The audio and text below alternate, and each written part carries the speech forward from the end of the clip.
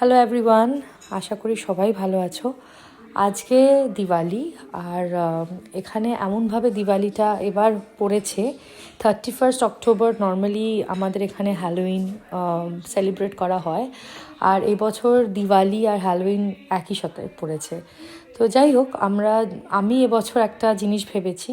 আমি আমার বাড়িটাকে দিওয়ালির মতো করেও যেমন প্রতিবার সাজাই, আবার ঠিক একইভাবে হ্যালোউইনের জন্যও প্রতিবার সাজাই। কারণ পাখি ন্যাচারালি ওর বন্ধুবান্ধবরা পাড়ায় ওরা ট্রিক অর ট্রিট করতে বেরোয়, পাড়ার বাচ্চারা আমার বাড়িতে আসে সেই একই কারণে। তো ওই জন্যে একটা সাজানো হয়েই থাকে।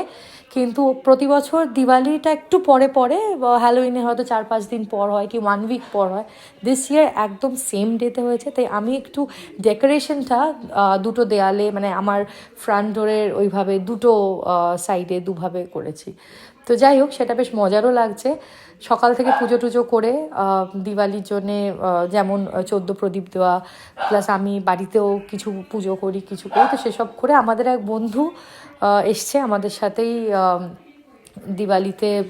আমরা একটু প্রতি বছর তারাবাতি ফাটানো হয়, ফুলঝুরি, তুবড়ি, চরকি, এখানে এইটুকুনি, এর বেশি অ্যালাউড না। তো এইটুকুন আমরা প্রতি বছরই নিজেরা করি। আর পাড়ার আশেপাশে লোকজনদের সাথেও, মানে we ask them to join us.